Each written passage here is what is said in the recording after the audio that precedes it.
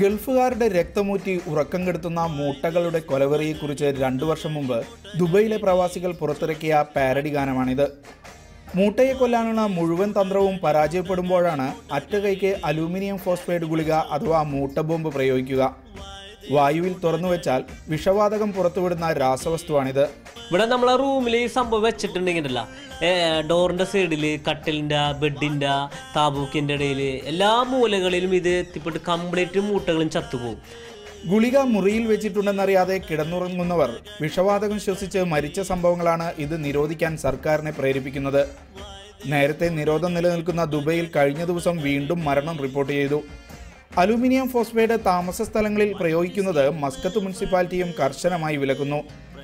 എന്നാൽ ചെറു സുഷിരങ്ങളിൽ പോലും മുട്ടയിട്ട് പെരുകുന്ന മൂട്ടകളെ വേരോടെ നശിപ്പിക്കാൻ മറ്റു കീടനാശിനികൾ പരാജയപ്പെടുമ്പോൾ എന്താണ് പോംവഴി എന്നതാണ് പ്രശ്നം. ചോര നീരാക്കി പണിയെടുക്കുന്നവരാണ് പ്രവാസികൾ. ബാക്കിയുള്ള ചോര മൂട്ട കുടിച്ചു പോകാതിരിക്കാൻ ബദൽ കീടനാശിനികൾ അന്വേഷിക്കുകയാണ് പ്രവാസ ലോകം. Shino Shamsuddin, media 1, Muscat.